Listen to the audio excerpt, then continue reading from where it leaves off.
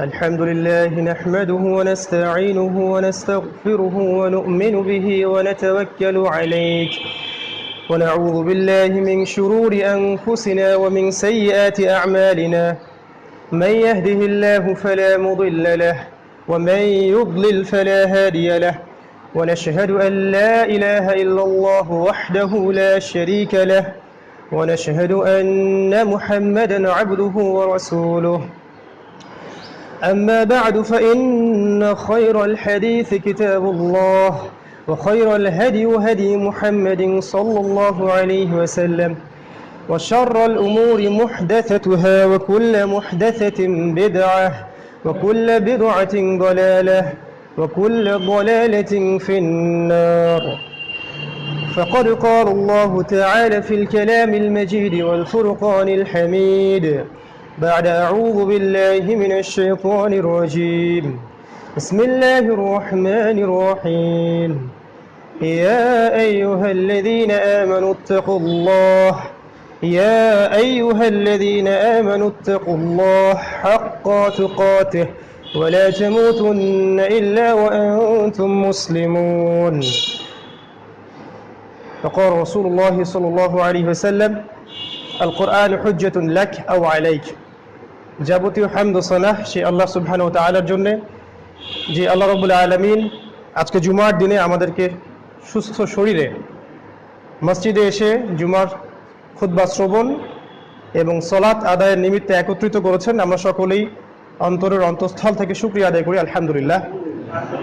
অতঃপর যাবতীয় দরুদ এবং সালাম মহান আল্লাহ প্রেরিত সর্বশেষ এবং চূড়ান্ত নবী মানবতার মুক্তির দূত মুহাম্মদুর রাসূলুল্লাহ সাল্লাল্লাহু আলাইহি ওয়াসাল্লামের প্রতি আমরা সংক্ষিপ্ত আকারে দরুদ পাঠ করি। আল্লাহুম্মা সাল্লি আলাইহি আল্লাহুম্মা বারিক আলাইহি।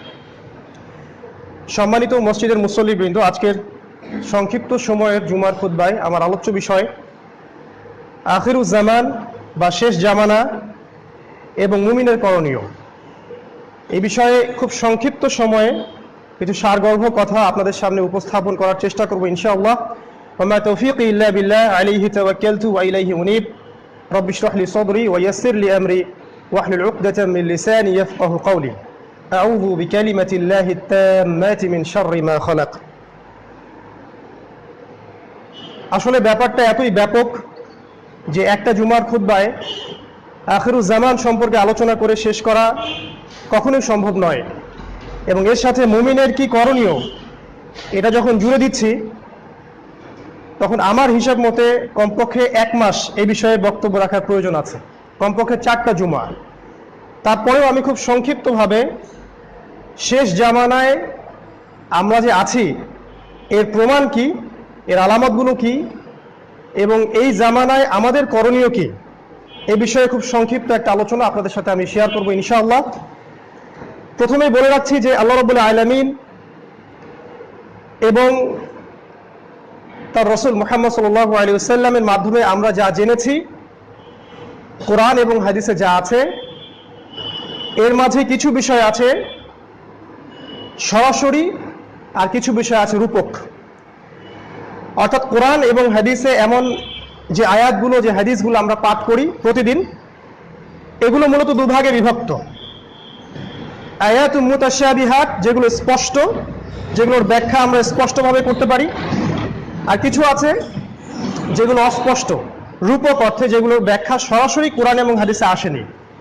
এটা ব্যাখ্যার বা ফিকহি আলোচনার দরজাটা খোলা আছে। মূলত এখানেই উম্মার মতভেদের কারণটা শুরু হয়। এক একজনের ব্যাখ্যা এক এক রকম হয়, একই বিষয়ে একাধিক আলেমের ব্যাখ্যা এক এক রকম হয়, তখন দেখা যায় বিভিন্ন মাযহাব, বিভিন্ন দল ও ফেরকা তৈরি হয়। তো আমরা প্রথমত সরাসরি কনসেপ্টে আলোচনা করব ইনশাআল্লাহ।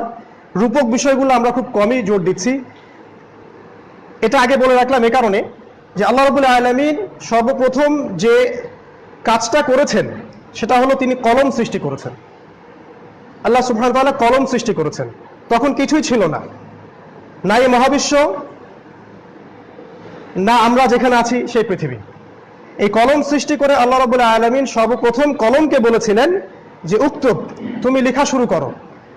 আর কলম বলেছিল মাযা আকতুব, আমি কি লিখব। আল্লাহ রাব্বুল আলামিন বলেছিলেন কিয়ামত পর্যন্ত যা কিছু হবে সবকিছু লাউহে মাহফুজের মধ্যে লিখে ফেলো। এই কলম কিন্তু এখন পর্যন্ত আল্লাহ রাব্বুল আলামিনের হুকুমগুলো লিখছে।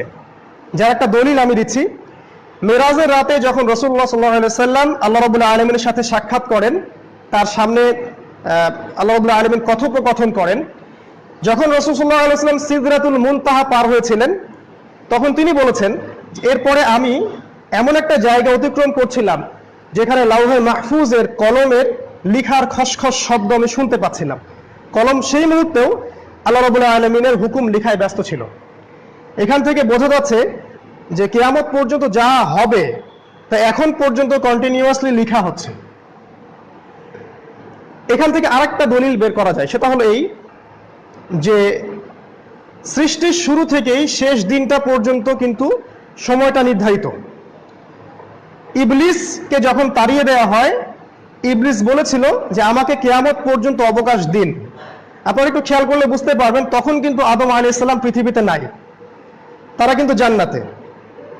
কিন্তু ইবলিস বলছে যে আনজিরনি ইলা ইয়াউমি ইউবআসুন, হে আল্লাহ আমাকে সেই দিন পর্যন্ত অবকাশ দিন যেদিন সমস্ত কিছুকে আবার পুনরুত্থিত করা হবে। তার মানে রিজারেকশন বা পুনরুত্থানের ব্যাপারটা আগে থেকেই লেখা আছে, এবং সৃষ্টির শুরু থেকেই মালায়েকা, অন্যান্য যারা মাখলুক আছেন আসমান এবং জমিনের মাঝখানে, তারা সবাই এই ব্যাপারটা জানে যে কিয়ামত বলতে কিছু একটা হবে। এটা আমরাই সবচেয়ে শেষে জেনেছি, মানব জাতি সবচেয়ে শেষে জানতে পেরেছে কিয়ামত বলে কিছু একটা আছে। যেমনটা আল্লাহ রাব্বুল আলামিন সূরা দাহরের 1 নম্বর আয়াতে বলেছেন, হাল আতা আলাল ইনসান হিনুম মিনাদ দাহর লাম ইয়াকুন শাইআম মাযকুরা, মানুষের উপরে এমন একটা সময় চলে গেছে যখন মানুষ আলোচ্য কোনো বিষয় ছিল না। মানে সময়ের এই ফ্রেমের মধ্যে আমরা সবচেয়ে শেষে এসে পড়েছি। এর আগে যত প্রাণ চলে গেছে বা মহাবিশ্বে আছে, তারা আগে থেকেই জানে কিয়ামত বলে কিছু একটা আছে। মানুষই সবচেয়ে শেষে এটা জানতে পেরেছে। এজন্যই কিয়ামতের আলামত, শেষ জামানা, এগুলো আমাদের জন্য খুবই গুরুত্বপূর্ণ একটা টপিক, যেই টপিকটা নিয়ে এখন বেশিরভাগ সময়ে মসজিদগুলোতে আলোচনা হয় না। আমরা যে বিষয়গুলো নিয়ে মসজিদে আলোচনায় ব্যস্ত থাকি, এগুলোর সামনে এই টপিকটা অনেক বড়। উম্মার কল্যাণের স্বার্থে, বৃহত্তর স্বার্থে ক্ষুদ্রতর স্বার্থ বিসর্জন দেওয়াটাই বুদ্ধিমানের পরিচয়। এজন্য যে বিষয়গুলো নিয়ে আমরা মতবিরোধে লিপ্ত থাকি মসজিদে, এগুলো এখন গৌণতার পর্যায়ে রাখা উচিত। আখিরুজ জামান এবং এই জামানায় মুমিনদের যে কি করণীয়, এটা হচ্ছে সবচেয়ে ইম্পর্টেন্ট টপিক এই বর্তমান বিশ্বের প্রেক্ষাপটে। এখন আমি কিভাবে বোঝাবো আপনাকে যে আমরা এমন একটা সময় বসে আছি যে কোনো সময় কিয়ামতের বড় বড় আলামতগুলো শুরু হয়ে যেতে পারে। আমি কয়েকটা হাদিসের আলোকে আপনাকে কিছু আলামত বলছি। মূলত স্কলাররা, যত স্কলার আছেন মুসলিম বিশ্বে, তারা কিয়ামতের আলামতগুলোকে 3টা ভাগে ভাগ করেছেন। একটা হলো ছোট ছোট আলামত, একটা হলো মধ্যম আলামত, আরেকটা হচ্ছে বড় আলামত। বেশিরভাগ স্কলার এই বিষয়ে একমত যে বড় আলামতগুলো এখনো স্পষ্টভাবে প্রকাশ হওয়া বাকি আছে। কিছু কিছু স্কলার বলেছেন রূপক অর্থে এগুলো প্রকাশ পেয়ে গেছে।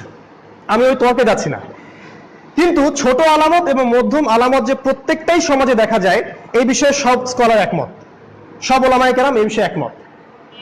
যেমন আপনি কখন ধরে নেবেন যে আপনার হাতে সময় একেবারেই নাই, যখন আপনি দেখবেন যে রাসূল সাল্লাল্লাহু আলাইহি ওয়াসাল্লাম নবী হিসেবে আগমন করেছেন। রাসূল সাল্লাল্লাহু আলাইহি ওয়াসাল্লাম বলেছেন, আমি যে নবী হিসেবে এসেছি এটাই কিয়ামতের প্রথম আলামত। দ্বিতীয়ত তিনি বলেছেন যে কিয়ামতের আরো বড় বড় যে আলামতগুলো আছে তার মধ্যে অন্যতম হচ্ছে আমার মৃত্যু। অর্থাৎ রাসূল সাল্লাল্লাহু আলাইহি ওয়াসাল্লাম যে মারা গেছেন, এটা কিয়ামতের আরেকটা বড় আলামত।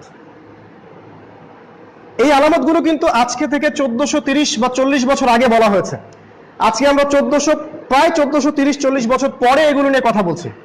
তাহলে আপনার বিচক্ষণতা আপনাকে বুঝিয়ে দেবে যে এটা কত দেরিতে আমি বলছি এবং এটা আসলেই কতটা ক্লোজ।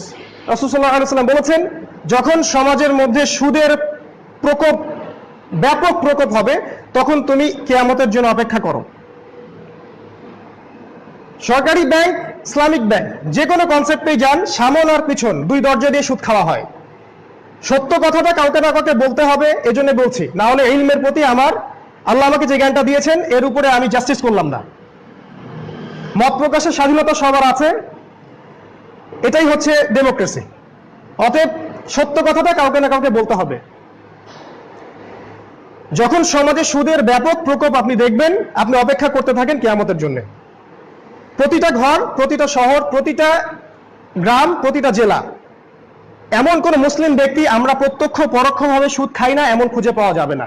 আমি নিজেও সুদ খাই, আপনি নিজেও সুদ খান, অথবা দেন, অথবা সুদের সাথে সম্পৃক্ত সুদ লিখছেন, অথবা সাক্ষী থাকছেন। চারটার যে কোনো একটাতে আপনি জড়িত আছেন। আর রাসূল সাল্লাল্লাহু আলাইহি ওয়াসাল্লাম তার পবিত্র মুখ দিয়ে বলেছেন, এই চার শ্রেণীর মানুষের উপরে লানাত, অভিশাপ। চার শ্রেণীর মানুষের উপরে লানাত, অভিশাপ। আমি মুহাম্মদ সাল্লাল্লাহু আলাইহি ওয়াসাল্লাম চার শ্রেণীর মানুষকে অভিশাপ দিয়ে গেলাম, অভিশাপ দিয়ে গেলাম। এক শ্রেণী হচ্ছে যে সরাসরি সুদ খায়, দ্বিতীয় শ্রেণী হচ্ছে যে সুদ গ্রহণ করে, খায় না কিন্তু দেয়, তৃতীয় শ্রেণী হচ্ছে যারা সুদের জন্য সাক্ষী থাকে, চতুর্থ শ্রেণী হচ্ছে যারা সুদের এই ডাটাগুলো লিখে রাখে। এই চার শ্রেণীর মধ্যে পুরো ব্যাংকিং সিস্টেম পড়ে যাবে, কেউ আমরা এর বাইরে নই। তওবা, ইস্তেগফার এবং এগুলো থেকে বের হওয়া ছাড়া আপনার কাছে কোনো রাস্তা নাই, আমার কাছে কোনো রাস্তা নাই। রাসূল সাল্লাল্লাহু আলাইহি ওয়াসাল্লামের পবিত্র জবানে অভিশাপ, এটা আপনি চিন্তা করতে পারবেন না। রাসূল সাল্লাল্লাহু আলাইহি ওয়াসাল্লাম আনাস বিন মালিককে লক্ষ্য করে বলেছিলেন, আল্লাহুম্মা বারিক লাহু ফীমা আতাইতাহু, আল্লাহুম্মা বারিক লাহু ফি রিজকিহি ফি মালিহি ফি ওয়ালাদিহি। হে আল্লাহ, আপনি আনাস বিন মালিকের রুজিতে বরকত দিন, তার রিজিকে বরকত দিন, তার সন্তান সন্ততি বৃদ্ধি করুন, তাকে আপনি যা দিয়েছেন সবকিছুতে বরকত দিন। এটা হচ্ছে দোয়া, রাসূল সাল্লাল্লাহু আলাইহি ওয়াসাল্লামের দোয়া, মুখ থেকে একটা দোয়া। সবচেয়ে শেষে যে সাহাবী ইন্তেকাল করেছেন তাদের মধ্যে আনাস রাদিয়াল্লাহু আনহু একজন ছিলেন। তার মাল, তার সম্পদ, তার বয়সে এত বারাকা হয়েছিল যেটা অন্য সাহাবীদের হয়নি। এটা হচ্ছে দোয়ার বরকত। তাহলে নিঃসন্দেহে আপনাকে অভিশাপের বরকত বোঝাতে হবে না। অভিশাপ কি জিনিস, তার বারাকা কি হবে, এটা আপনি বুঝে নিন। রাসূল সাল্লাল্লাহু আলাইহি ওয়াসাল্লাম বলেছেন, আপনারা কিয়ামতের জন্য ওয়েট করুন যখন দেখবেন সমাজে মদ পান ব্যাপক হচ্ছে এবং মুসলিমরা মদ পান করবে কিন্তু মদের নাম অন্য দিবে, মদকে মদ বলবে না, অন্য কিছু বলবে। যখন আপনি দেখবেন সমাজের মধ্যে নারীদের বেহায়াপনা বেড়ে গেছে, তখন অপেক্ষা করতে থাকুন কিয়ামতের জন্য। আমরা যেখানে দাঁড়িয়ে খুতবা দিচ্ছি, এই এলাকা যে কোনো সময় আল্লাহর গজবে ডুবে যেতে পারে, যে কোনো সময় আল্লাহ রাব্বুল আলামিনের গজবে, ভূমিকম্পে এই মাটিগুলো ডুবে যেতে পারে। এখানে গলিতে গলিতে, রাস্তায় রাস্তায় জিনা হয়, ওয়াল্লাহি এখানে জিনা হয়, আল্লাহর কসম করে বলছি, এখানে রাস্তায় ঘাটে অলিতে গলিতে জিনা হয়। আল্লাহ রাসূল সাল্লাল্লাহু আলাইহি ওয়াসাল্লাম বলেছেন, ততক্ষণ কিয়ামত হবে না যতক্ষণ পর্যন্ত রাস্তার মোড়ে মোড়ে ছেলেমেয়েরা জিনা করবে না। তিনি ভাষা ব্যবহার করেছেন, গাধার মতো সঙ্গমে লিপ্ত হবে না। আপনি কি মনে করছেন যে রাস্তার মাঝখানে তারা নগ্ন হয়ে জিনা করবে? এটা বোঝানো হয়নি, এখন যা হচ্ছে তাই বোঝানো হয়েছে। আপনারা এতটা অশিক্ষিত নন যে আপনাদেরকে ভেঙে বোঝাতে হবে। আপনারা সবই জানেন, যে কোনো সময় এখানে আল্লাহর গজব আসতে পারে, যে কোনো সময়। কিছু কিছু স্কলার বলেছেন যে আমাদেরকে প্রত্যন্ত অঞ্চলে জমি কেনা দরকার এবং সপরিবারে সেখানে হিজরত করা দরকার, কারণ যে কোনো সময় এই মুসলিম কান্ট্রিতে যে অবস্থাগুলো হচ্ছে, আল্লাহর গজব এগুলো ধসে যেতে পারে। যদি বাঁচতে চান তাহলে দিন নিয়ে পলায়ন করতে হবে। একটা হাদিসে রাসূল সাল্লাল্লাহু আলাইহি ওয়াসাল্লাম বলেছেন, শেষ জামানায় মুমিনের সম্পদ হবে, সবচেয়ে সেরা সম্পদ হবে কিছু বকরি, কিছু উট, কিছু গবাদি পশু, যেগুলো নিয়ে সে সমাজ থেকে পালিয়ে চলে যাবে, দিন নিয়ে কোনো প্রত্যন্ত অঞ্চলে গিয়ে বাঁচবে, তারপরেও ফিতনা থেকে বেঁচে থাকবে। আপনি তখন ধরে নেবেন যখন আপনার হাতে সময় একেবারেই নেই, যখন আপনি দেখবেন যে আমানতদার ব্যক্তিকে খেয়ানতকারী বলা হচ্ছে আর খেয়ানতকারী ব্যক্তিদেরকে সম্মান দেওয়া হচ্ছে। আপনি তখন ধরে নেবেন যখন কিয়ামত খুব কাছে, যখন দেখবেন সমাজের সবচেয়ে অশিক্ষিত, সবচেয়ে নিম্ন শ্রেণীর মানুষেরা সমাজকে নেতৃত্ব দিচ্ছে। সবচেয়ে অশিক্ষিত, সবচেয়ে নিম্ন শ্রেণীর মানুষরা সমাজকে নেতৃত্ব দিচ্ছে, রাষ্ট্রকে নেতৃত্ব দিচ্ছে। এই অশিক্ষিত দুনিয়াবী শিক্ষিত বোঝানো হয়নি, এখানে দিন, কোরআন, আল্লাহ, রাসূল এই শিক্ষাকে বোঝানো হয়েছে। যখন আপনি এই সিচুয়েশন দেখবেন, অপেক্ষা করতে থাকুন কিয়ামতের জন্য।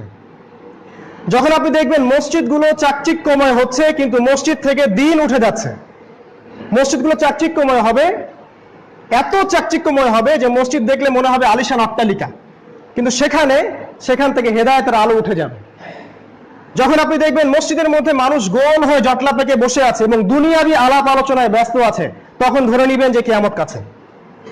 যখন আল্লাহ রাসূল সাল্লাল্লাহু আলাইহি ওয়াসাল্লাম এমন ভাষা বলেছেন যে মানুষ আযান দিয়ে জামাতে সালাত আদায় করবে কিন্তু তাদের মধ্যে একজন মুমিন ব্যক্তিও খুঁজে পাওয়া যাবে না।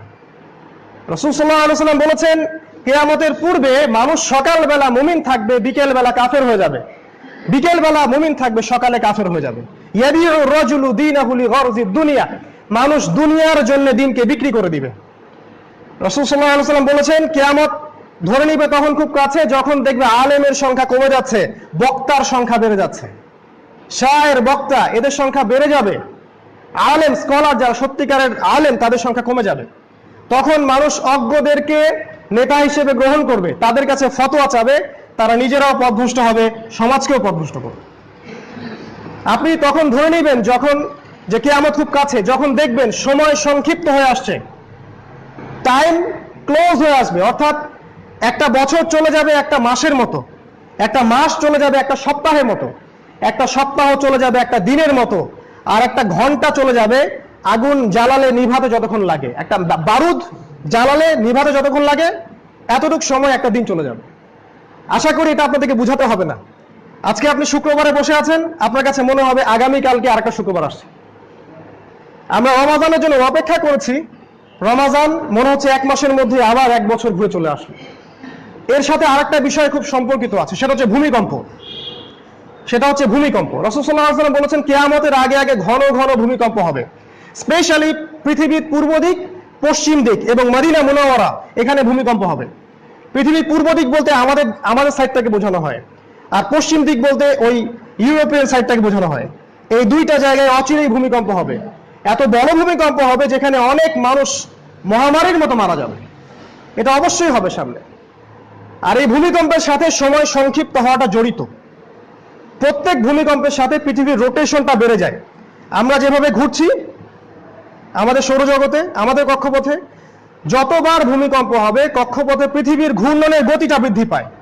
আমি সায়েন্সের স্টুডেন্ট হয়ে আমি এটা জানি যে পৃথিবীর রোটেশনটা বেড়ে যায়, আর পৃথিবী যত দ্রুত রোটেট করবে সময় তত দ্রুত চলে যাবে। অর্থাৎ এখন যদি আল্লাহ রাব্বুল আলামিন পৃথিবীর রোটেশনটাকে কমায় দেন, অর্থাৎ পৃথিবী যদি আস্তে আস্তে করে ঘোরে, তাহলে সময় বেড়ে যাবে, আমরা সহজে বৃদ্ধ হব না। আর যদি আল্লাহ রাব্বুল আলামিন পৃথিবীর রোটেশনটাকে বাড়িয়ে দেন, তাহলে খুব তাড়াতাড়ি দিন রাত চলে যাবে, আপনি খুব তাড়াতাড়ি বৃদ্ধ হয়ে যাবেন। এটাই রাসূল সাল্লাল্লাহু আলাইহি ওয়াসাল্লাম বলেছেন যে ভূমিকম্প বেড়ে যাবে, সময় সংক্ষিপ্ত হয়ে যাবে। রাসূল সাল্লাল্লাহু আলাইহি ওয়াসাল্লাম বলেছেন যে এই উম্মতের ব্যক্তিরা নাচ, গান, নর্তকী, মদ নিয়ে রাত যাপন করবে, আল্লাহ রাব্বুল আলামিন এদেরকে শুয়োর এবং বানরে পরিণত করবেন। আল্লাহ রাব্বুল আলামিন এদেরকে শুয়োর এবং বানরে পরিণত করবেন। আমি নিজে থেকে কিছুই বলছি না, হাদিসে যে ভাষা এসেছে আমি সেটাই বলছি। রাসূল সাল্লাল্লাহু আলাইহি ওয়াসাল্লাম বলেছেন কিয়ামতের আগে ফিতনা, হারাজ বেড়ে যাবে। মানুষ কথায় কথায় যুদ্ধে লিপ্ত হবে, মানুষ কথার চেয়ে অস্ত্রকে বেশি ব্যবহার করবে। ৭১ এটা হচ্ছে একটা যুদ্ধ, মালহামা এটা হচ্ছে একটা যুদ্ধ, অরাজকতা, হারাজ। সিরিয়া হারাজের উদাহরণ, ইয়েমেন এখন হারাজের উদাহরণ, আফগানিস্তান হারাজের উদাহরণ। পৃথিবীর যে কোনো জায়গায় আপনি যান সব হারাজ, রক্তপাত। আর এটাই ফেরেশতারা বলেছিলেন আল্লাহ রাব্বুল আলামিনকে, আপনি কি আদম সন্তানকে সৃষ্টি করবেন যে পৃথিবীতে গিয়ে রক্তপাত ঘটাবে? পৃথিবীতে এটাই করা হচ্ছে, পৃথিবীতে এখন একটাই কাজ করা হচ্ছে, রক্তপাত। এটা কিয়ামতের আলামত। আল্লাহ রাসূল সাল্লাল্লাহু আলাইহি ওয়াসাল্লাম বলেছেন হারাজ বেড়ে যাবে। মানুষ মানুষকে হত্যা করবে এমন ভাবে যে যে হত্যা করছে সে জানবে না আমি কেন তাকে হত্যা করছি, আর যে নিহত হবে সেও জানবে না কেন সে আমাকে মারলো। সুবহানাল্লাহ। কিয়ামতের অন্যতম আলামত হচ্ছে পুলিশ বাহিনীর সংখ্যা বেড়ে যাবে। রাসূল সাল্লাল্লাহু আলাইহি ওয়াসাল্লাম বলেছেন তারা সকাল করবে আল্লাহর গজবে, তাদের সন্ধ্যা হবে মানুষের অভিশাপে। সুবহানাল্লাহ। তারা সকাল করবে আল্লাহর গজবে, তাদের সন্ধ্যা হবে মানুষের অভিশাপে, তাদের সন্ধ্যা হবে মানুষের অভিশাপে। কেউ তাদেরকে ভালো বলে না। প্রশাসকের সংখ্যা বাড়তে থাকবে। এই হাদিসগুলো আপনাদেরকে কে বলবে? আল্লাহু আ'লাম। আপনাদেরকে হাদিসগুলো কে অনুবাদ করে শোনাবে?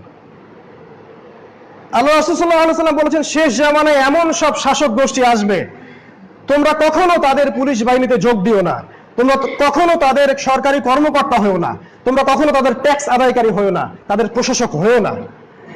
আল্লাহ রাসূল নিষেধ করেছে। রাসূল সাল্লাল্লাহু আলাইহি ওয়াসাল্লাম বলেছেন কিয়ামতের আগে ব্যভিচার বৃদ্ধি পাবে, প্রত্যেক ঘরে ঘরে জেনা ঢুকে যাবে।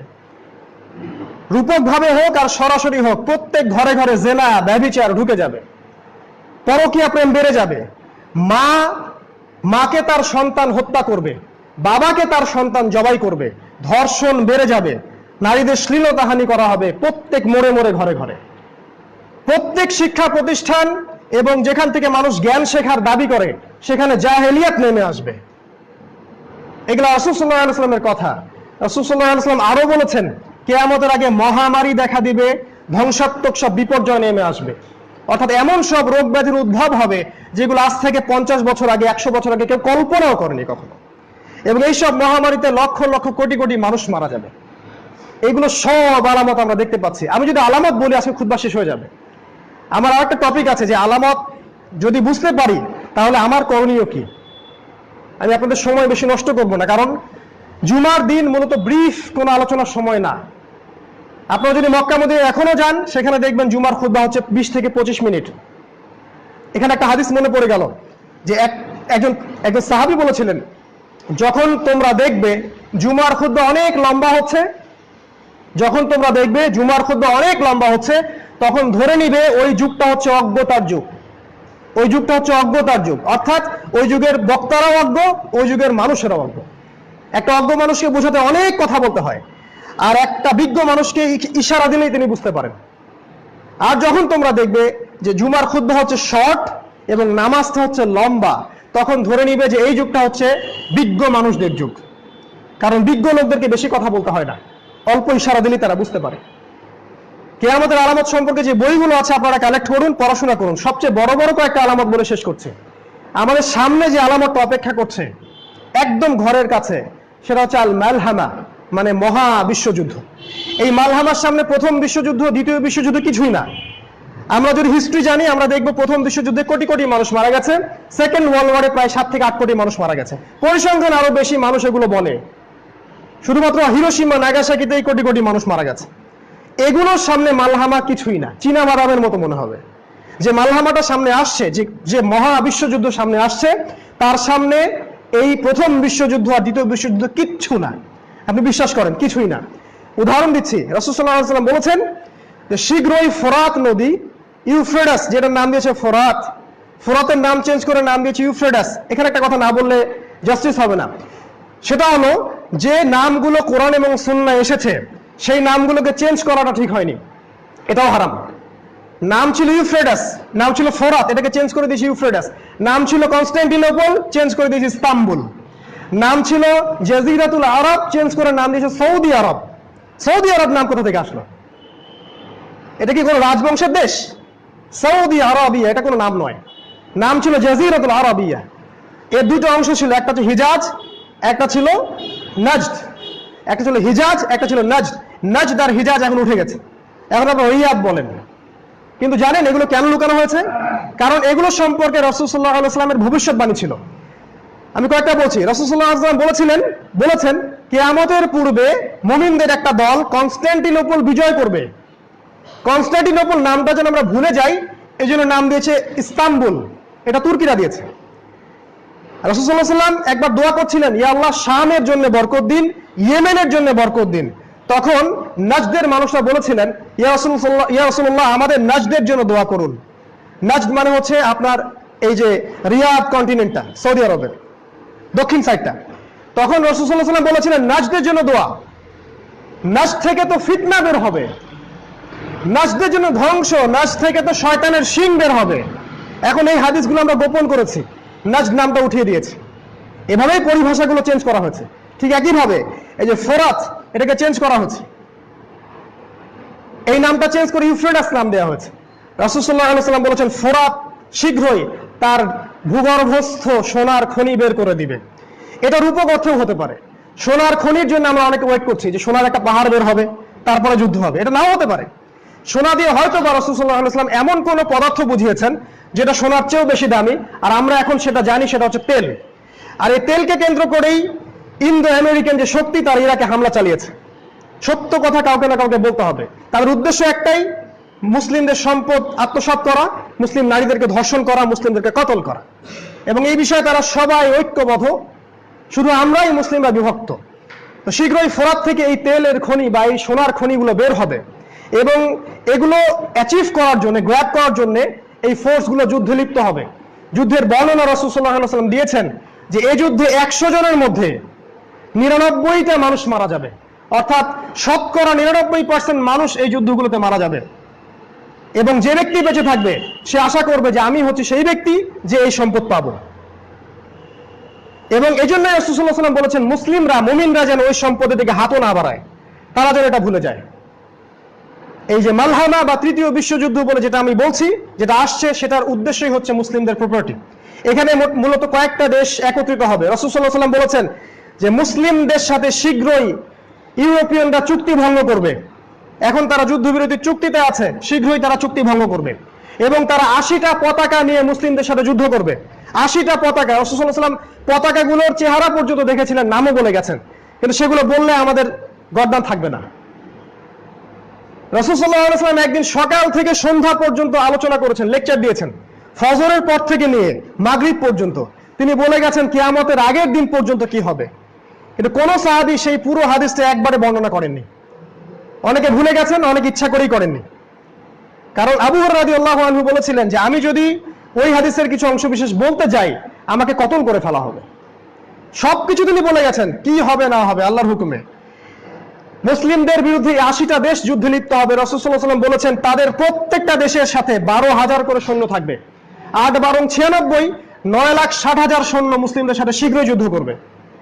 কত সালের মধ্যে আমি বলতে পারবো না, 5 বছর, 10 বছর, 20 বছর, এটা আমি বলবো না, এটা বলার অধিকার আমার নাই। আমি গায়েবের খবর জানি না, কিন্তু এটা জানি এটা খুবই শীঘ্রই। কত বছর আল্লাহু আ'লাম। এগুলো হচ্ছে মালহামা। এই মালহামা প্রিপারেশন, এটা নিঃসন্দেহে নিউক্লিয়ার ওয়ার হবে। এখানে রাশিয়া ইনভলভ থাকবে ইনশাআল্লাহ, ইনশাআল্লাহ ওরা ইনভলভ থাকবে। এখানে ব্রিটেন ইনভলভ থাকবে, এখানে ইতালি ইনভলভ থাকবে, ফ্রান্স ইনভলভ থাকবে, এখানে আমেরিকা থাকবে ইনভলভ, এখানে মুসলিম কান্ট্রিগুলো ইনভলভ থাকবে। শেষমেশ এই যুদ্ধের পরিস্থিতিতে যেটা হতে পারে ধারণা, এটা একটা হাইপোথিসিস, আমি শিওর বলতে পারবো না, কিন্তু আমেরিকার এই দাপট শেষ হয়ে যাবে। এর পরের পরাশক্তি হিসেবে পৃথিবীতে আসবে ইসরায়েল। মুসলিমদের জন্য এটা সুসংবাদ নয়, দুঃসংবাদ। এবং এরাই দাজ্জালের উপাসনা করবে। এদেরকে নিশ্চিহ্ন করার জন্য আল্লাহ রাব্বুল আলামিন মাহদীকে পাঠাবেন, যখন আরব পেনিনসুলার মধ্যে গন্ডগোল লেগে থাকবে। এই বিষয়গুলো আপনাদেরকে কে বলবে?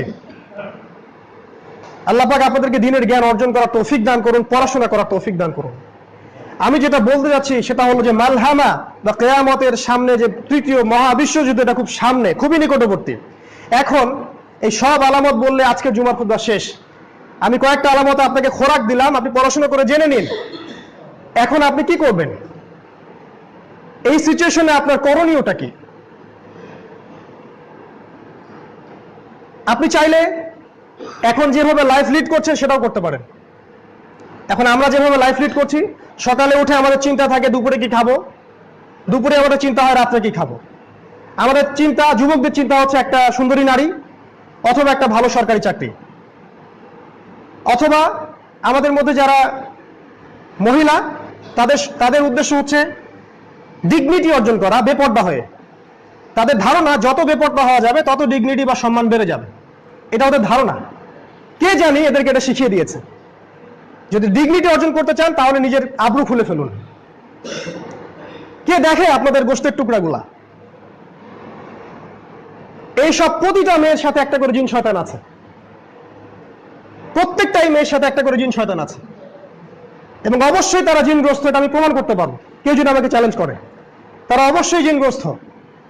এবং এখানকার ইউথ যারা আছেন, ইউথ জেনারেশন যারা আছেন, তাদের একটা মানে মহাপ্রলয় তাদের মধ্যে ঘুরপাক খায়। সেটা হলো হতাশা, তাদের বেকারত্ব, তাদের হতাশা, তাদের পরিবারের চাপ, তাদের একটা চাকরির সন্ধান, তারা কিভাবে কিছু টাকা আর্ন করবে, দিন নিয়ে তাদের কোনো ফিকির নাই। আল্লাহ তাদেরকে যে সময় দিয়েছেন, তাদের যৌবন দিয়েছেন, এটা নিয়ে তাদের কোনো ফিকির নাই। কেন জানি তারা একটা মোহের পিছনে ছুটছেন, যে মোহটা পশ্চিমারা আপনাকে দিয়েছে। আপনার সেলফোন থেকে ল্যাপটপ পর্যন্ত, নেট থেকে শুরু করে আপনার পড়ার টেবিল পর্যন্ত সবকিছুই ইউরোপিয়ানরা নিয়ন্ত্রণ করছে। আপনি কোথায় যান, কি করেন, কতবার স্মার্টফোন স্ক্রল করেন, সবকিছু ইউরোপিয়ানদের কাছে ডাটা আছে। আপনি জানেন না যে ফেসবুকের মাধ্যমে আপনার ডাটাগুলো সবার কাছে আছে, এবং তারা আপনার মানসিকতা নিয়ে খেলছে। তারা জানে যে আপনি কি ধরনের মাইন্ডেড মানুষ। তাহলে একটা গেম দিয়ে একজন মানুষকে আত্মহত্যা করানো যেত না, তারা আপনাকে কিনে নিয়েছে। আমাদের যুবকদেরকে এগুলো কে বুঝাবে, কে তাদের সাথে এগুলো নিয়ে কথা বলবে? আমাদের যুবকরা ক্যারাম খেলছে, দাবা খেলছে। সুবহানাল্লাহ, আল্লাহ পাক আপনাকে এই যৌবনটা দিয়েছেন শুধুমাত্র তার ইবাদত করার জন্য। আল্লাহ আপনাকে কিয়ামতের মাঠে জিজ্ঞাসা করা হবে আপনার যৌবন সম্পর্কে। প্রতিটা দিন, প্রতিটা রাত আপনি কিভাবে পার করেছেন। আপনার কাছ থেকে উম্মাহ জিহাদ আশা করে, আপনার কাছ থেকে উম্মাহ আশা করে আপনি উম্মার জন্য কিছু করবেন, আপনি কিছু মানুষকে দিন শিখাবেন, আপনি দিন রাত আল্লাহর পথে ব্যয় করবেন, এটা উম্মাহ আপনার কাছে আশা করে। আপনি ছুটছেন আপনার গার্লফ্রেন্ডের পিছনে, সুবহানাল্লাহ। সে আপনাকে কি দিবে? তাকে যদি আপনি পেয়েও যান, আপনি কখনো সুখী হবেন না। আজকে আমার টপিক না এটা নয় যে পারিবারিক বিষয়, আমি পারিবারিক বিষয় প্যারেন্টিং সম্পর্কে আপনাদের সাথে আরেকদিন কথা বলবো ইনশাআল্লাহ, যদি সুযোগ হয়। আমি যেটা বলছি যে আমাদেরকে যে মোহের মধ্যে আকর্ষিত করে রাখা হয়েছে, এটাও রাসূল সাল্লাল্লাহু আলাইহি ওয়াসাল্লাম বলে গিয়েছিলেন যে তোমাদের সামনে আমি দাজ্জালের চেয়ে বেশি যে জিনিসটা ভয় পাই সেটা হচ্ছে দুনিয়া।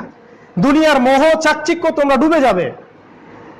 রাসূল সাল্লাল্লাহু আলাইহি ওয়াসাল্লাম বলেছেন যে সমস্ত কুফফাররা তোমাদের বিরুদ্ধে ঐক্যবদ্ধ হবে এমন ভাবে যেমন ভাবে একটা দস্তরখানায় মানুষ খেতে বসে। সাহাবীরা অবাক হয়ে জিজ্ঞাসা করেছিলেন, ইয়া রাসূলুল্লাহ, আমাদের কি শক্তি কম থাকবে তখন? তিনি বলেছিলেন, না, তোমরা সংখ্যায় প্রচুর হবে কিন্তু তোমরা হবে আবর্জনার মতো। তোমরা সংখ্যায় প্রচুর হবে কিন্তু তোমরা হবে আবর্জনার মতো। তোমাদের অন্তরে আল্লাহ রাব্বুল আলামিন ওয়াহান ঢেলে দিবেন। সাহাবীরা জিজ্ঞেস করেছিলেন, ওয়াহান কি? রাসূল সাল্লাল্লাহু আলাইহি ওয়াসাল্লাম বলেছিলেন, ওয়াহান হচ্ছে দুনিয়ার মোহ আর মৃত্যুর ভয়। তোমরা আল্লাহর পথে জীবন দিতে চাইবে না। এই দুইটা জিনিস যখন তোমাদের মধ্যে পেয়ে বসবে, তখন কাফেররা তোমাদেরকে কুচি কুচি করে কেটে ফেলবে, এখন যেটা হচ্ছে। এবং এটা কাটতেই থাকবে যতক্ষণ না আল মাহদি, ইমাম আল মাহদি বের হন, ততক্ষণ পর্যন্ত আপনারা মার খেতেই থাকবেন। যদি এখন চান যে এখান থেকে বের হওয়ার কি পথ, আমি কয়েকটা পয়েন্ট আপনাদের সাথে বলতে পারি। আল্লাহ রাব্বুল আলামিন আমাদেরকে কিয়ামতের এই আলামতগুলো সম্পর্কে সচেতন হওয়ার তৌফিক দান করুন, আমাদের জীবনের উদ্দেশ্য ফিক্স করার তৌফিক দান করুন, আমাদেরকে সেইভাবে প্রস্তুতি নেওয়ার তৌফিক দান করুন। আল্লাহুম্মা আমিন।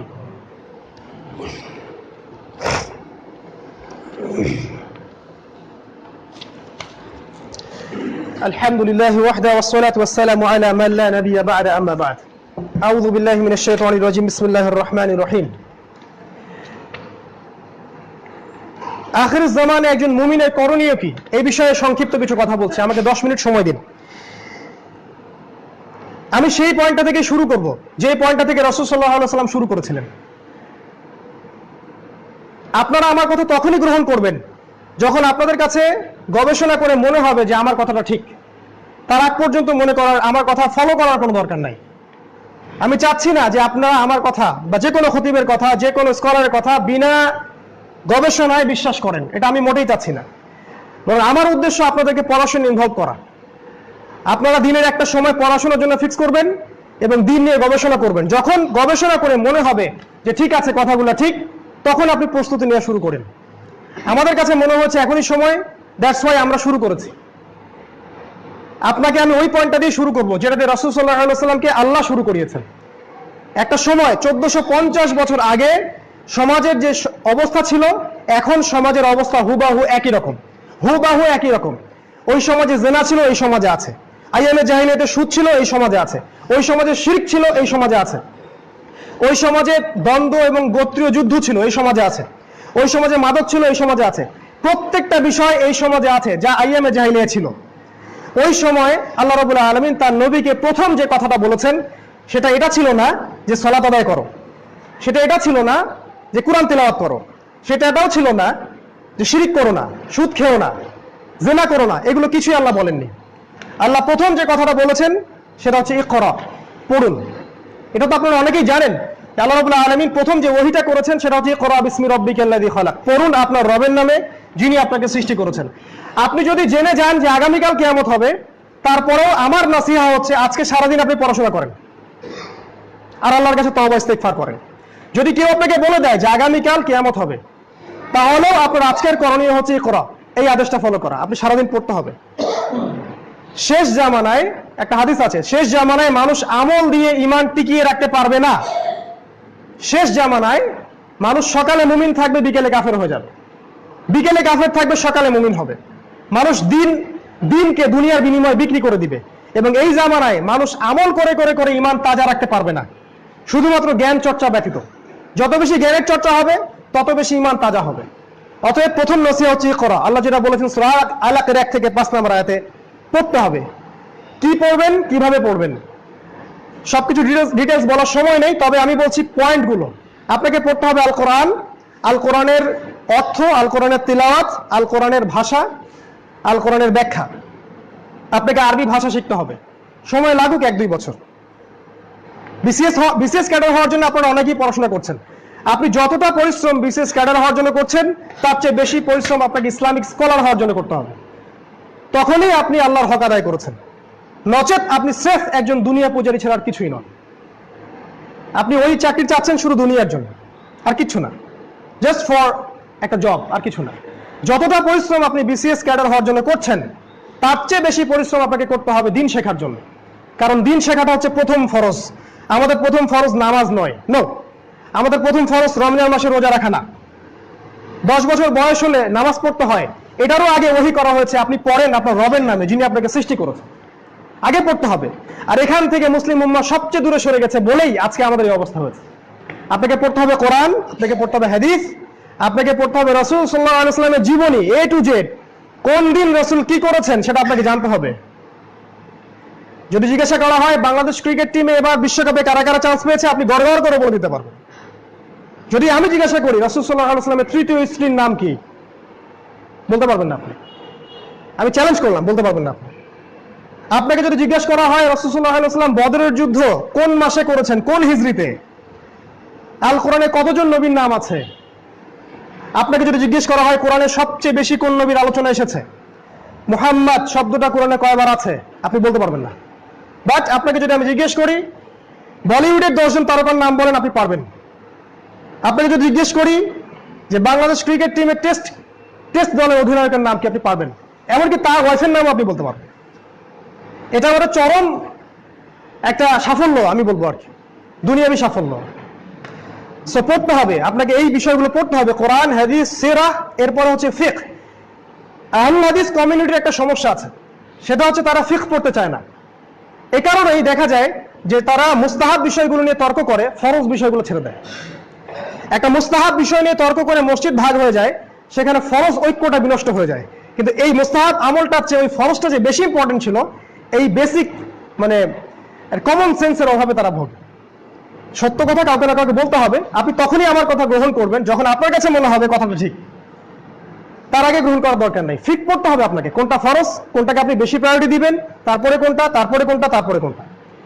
আপনাকে আরো পড়তে হবে ইসলামিক হিস্ট্রি, একদম রাসূল সাল্লাল্লাহু আলাইহি ওয়াসাল্লামের জীবনী শেষ থেকে নিয়ে আজ পর্যন্ত, কমপক্ষে প্রথম বিশ্বযুদ্ধ পর্যন্ত কি হয়েছে, অটোমান খেলাফত ধ্বংসের আগ পর্যন্ত আপনাকে পড়তে হবে।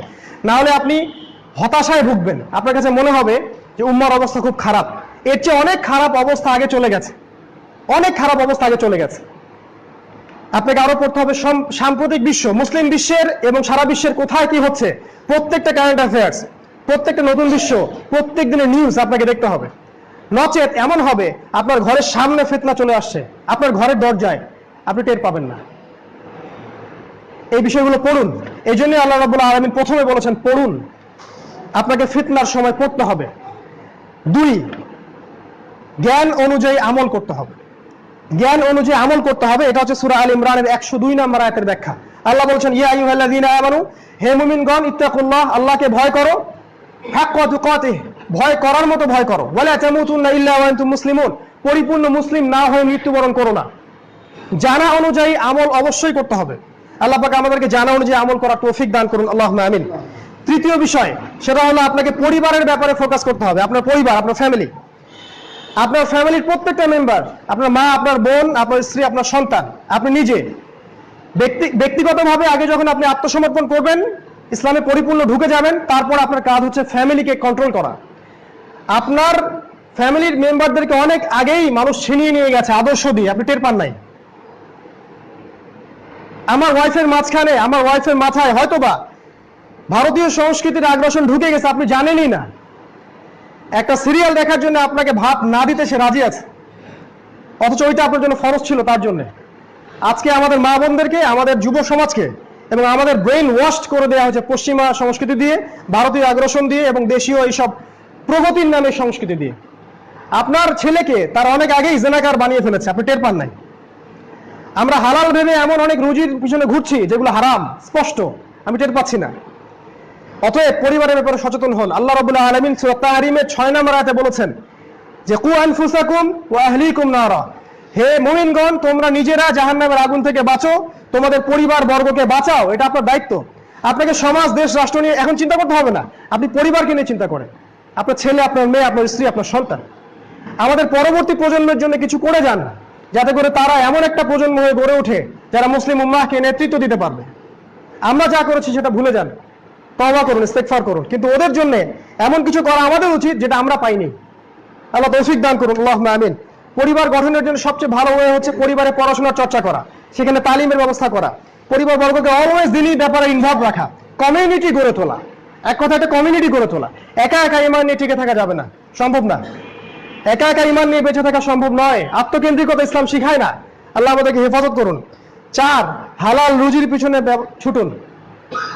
আমি বলবো, আপনি যদি সবচেয়ে বড় একটা জব পান, এমন একটা জব যেখানে আপনার salary 2 lakh 3 lakh per month, কিন্তু সেটা হারাম, আর আপনার কাছে একটা অপশন থাকে যে অপশনের মধ্যে আপনি দিনে হয়তো 200 টাকা আর্ন করবেন, মাসে আপনি আপনার চলার জন্য 5,000 বা 6,000 টাকা আর্ন করবেন, আমি বলবো আপনি 5,000 টাকা গ্রহণ করুন। আপনি প্ল্যান বিতে চলে যান, প্ল্যান এ ছেড়ে দেন। প্রত্যেক সেই মানুষ যারা কায়িক পরিশ্রম করে হালালভাবে উপার্জন করে খাচ্ছে, হোক সে মুদি দোকানদার, হোক সে অটো চালক, রিক্সা চালক, হোয়াটএভার, তারা আমার কাছে, ইসলামের কাছে, আল্লাহ এবং তার রাসূলের কাছে অনেক বেশি সম্মানিত সেই সব ব্যক্তির চেয়ে যারা সুদের সাথে জড়িত, যারা ঘুষের সাথে জড়িত, যারা হারাম ব্যবসার সাথে জড়িত। আল্লাহ, আল্লাহর কসম করে বলছি, আপনি যতই বড় চাকরি করেন, যত বড় ব্যবসায়ী করেন, যদি আপনার রুজির মধ্যে হারাম থাকে, আপনার ইবাদত আল্লাহর কাছে কবুল কখনো হবে না। ওয়াল্লাহি, আল্লাহর কসম করে বলছি। আল্লাহ রাব্বুল আলামিন বলেছেন, ইন্নাল্লাহা তাইয়্যিব লা ইকবালু ইল্লা তাইয়্যিব। আল্লাহ রাব্বুল আলামিন পবিত্র, তিনি পবিত্র জিনিস ছাড়া কিছুই কবুল করেন না। ওয়াজারু মা বাকিয়া মিনার রিবা, সুদের সবকিছু ছেড়ে দাও যদি তোমরা আল্লাহ তার রাসূলের প্রতি বিশ্বাস করেই থাকো, না হলে আল্লাহ এবং তার রাসূলের সাথে যুদ্ধের ঘোষণা শুনে রাখো। আল্লাহ বলেছেন সূরা বাকারা খুলে দেখুন, 276 নম্বর আয়াত, 277, 278 নম্বর আয়াত। 3টা পাপ আছে সুদের: মায়ের সাথে জেনা করা, আল্লাহ তো রাসূলের সাথে যুদ্ধ করা, 36টা মেয়েকে ধর্ষণ করলে যে পাপ হয়, 1 দিরহাম সুদ খেলে সে পাপ হয়। রুজির পিছনে ছুটুন যেটা হালাল। শশা বিক্রি করেন, অটো চালান, সবজির ব্যবসা করেন, হোয়াটএভার, কোনো সমস্যা নাই, কিন্তু হারাম রুজির পিছনে ছুটবেন না। আল্লাহ আপনার ওই রিজিকের মধ্যে বারাকা দিবেন যেটা ওইখানে দিবেন না। 4, 5, যৌবনকে মূল্যায়ন করেন। এখানকার যারা যুবক আছেন তাদের প্রতি আমার নসিহা, আমি একজন যুবক, আমার নসিহা আপনাদের প্রতি এটাই, নিজের জীবনের উদ্দেশ্যটা সম্পর্কে চিন্তা করেন। কেন আপনাকে আল্লাহ সৃষ্টি করেছেন এটা নিয়ে সারা রাত ভাবেন। হয়তো আপনার মনে কোনো কষ্ট আছে, হয়তো বা হতাশা আছে, পারিবারিক চাপ আছে, আপনার চাকরি নাই, বেকারত্ব আছে। আমি যুবক, আমি তো বুঝি আপনার সাইকোলজি।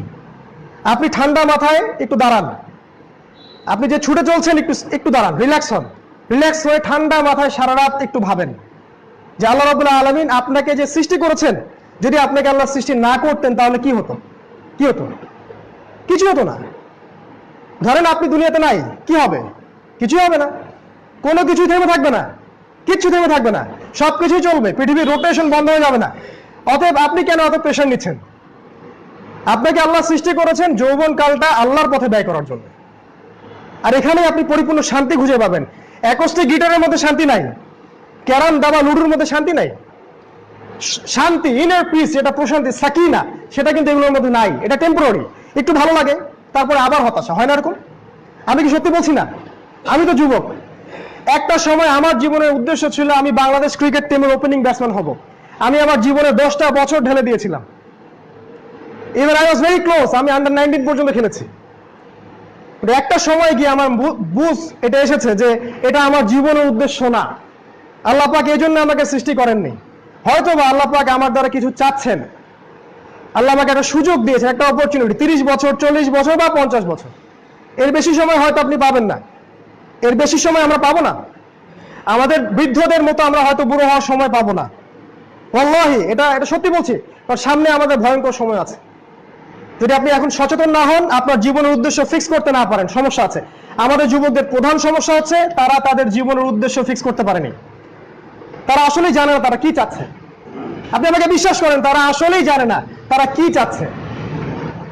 একটা পর্যায়ে গিয়ে আপনার মনে হবে যেটা ভুল, ট্র্যাক ওয়াজ ভুল, রং ট্র্যাক, আপনার ভুল মনে হবে। ওই সময়টা যেন অনেক দেরি না হয়ে যায়, এজন্য এখনই ঠান্ডা মাথায় চিন্তা করেন আল্লাহ পাক আপনার কাছে কি চান। আপনার মাঝে পোটেনশিয়াল আছে, সম্ভাবনা আছে, আপনি ওটাকে আল্লাহর পথে কাজে লাগান। আমাদের পরিবারের পিতা মাতাদেরও কিছু সমস্যা আছে, একটু না বললেই না। তারা এতটাই বেশি তাদেরকে ইকোনমিক্যালি ফোর্স করে যে তারা বিপথে যেতে বাধ্য হয়। আপনি আপনার সন্তানের পোটেনশিয়ালটা দেখেন, তার মধ্যে কোন প্রতিভা আছে সেটার দিকে আপনি তাকে ফোকাস করতে দেন। আপনি চাপ দিন না তোমাকে ডাক্তার হতেই হবে, তোমাকে ইঞ্জিনিয়ার হতেই হবে, নো। আপনি দেখেন তার মধ্যে কি প্রতিভা আছে, আপনি ওই দিকে তাকে ছেড়ে দেন। আল্লাহ আমাদের যুবক ভাইদেরকে হেদায়েত করুন, আল্লাহুম্মা আমিন। 6, দাওয়া। ইসলামের দাওয়া আপনাকে ঘরে ঘরে পৌঁছানোর চেষ্টা করতে হবে। আমি জানলাম জামানা শেষ, অনেক ক্লোজ, আমি যদি উম্মাহকে সতর্ক না করি তাহলে আমি দায়বদ্ধ থাকবো। অতএব আমরা যারা এগুলো নিয়ে পড়াশোনা করছি, আমাদের উচিত দিন রাত ওয়াকফ করে দেয় আল্লাহর পথে, যাতে মানুষ সতর্ক হতে পারে, উম্মার কোনো খেদমত হয়। 7, ঐক্যের প্ল্যাটফর্ম তৈরি করা। মুসলিম উম্মার মধ্যে একটা ঐক্যের অভাব আছে। আমাদেরকে দলাদলি রেশারেশি ভুলে মুসলিম একটা উম্মাহ, মুসলিম ভিলেজ তৈরি করতে হবে, যেখানে সব মুসলিমের মধ্যে কোনো সাম্প্রদায়িক পরিচয় থাকবে না। সে হোক শাহরাফি, হোক আহলে হাদিস, হোক শাফিঈ, মালিকি, হাম্বলি, হোয়াটএভার, কোনো সমস্যা নাই। আমরা দিন শেষে মুসলিম, আমরা দিন শেষে একজন মুসলিম, এটাই আমাদের সবচেয়ে বড় সাম্প্রদায়িক পরিচয়। এই প্ল্যাটফর্ম তৈরি করতে না পারলে আমাদের এক ভাই রক্ত ঝরবে, আমরা হাসবো, যেটা হচ্ছে এখন। এক ভাইকে আঘাত করলে আমরা হাসি, আমরা মনে করি সে তো ইন্ডিয়ান মুসলিম, সমস্যা কি, সে তো পাকিস্তানের মুসলিম, ওদের সাথে আমাদের যুদ্ধ হয়েছে, ওদের জন্য দোয়া করাও তো হারাম আমাদের কাছে। একজন ইয়েমেনে মার খাচ্ছে, আমার কোনো মাথা ব্যথা নাই। সিরিয়া মুসলিমদেরকে কচুকাটা করা হচ্ছে, আমাদের কোনো মাথা ব্যথা নাই, কারণ সে তো সিরিয়ান মুসলিম, সে তো ইয়েমেনের মুসলিম, সে তো পাকিস্তানি, সে তো আফগানি, আমি বাংলাদেশি। এই জাহেলিয়াত, এই অজ্ঞতা আমাদের সমাজে প্রচলিত হয়ে গেছে, জাতীয়তাবাদের জাহেলিয়াত। এই দলাদলি ফেরকাবাজি ত্যাগ করেন, উম্মাহকে একটা জায়গায় নিয়ে আসার চেষ্টা করেন। উম্মার বৃহত্তর স্বার্থে ক্ষুদ্রতর স্বার্থ বিসর্জন দেওয়া লাগতে পারে। আমার পাশের লোকটা আমার সাথে পায়ে পা লাগায় নাই, জোর করে ঠেলা দিয়ে লাগানোর কোনো দরকার নাই। তার যদি একটা ফিকহি বুঝ থাকে, সে সেটা করুক। আমি এইভাবে তাকে শোধরাতে পারবো না, তাকে নিয়ে আমাকে ঠান্ডা মাথায় বসতে হবে।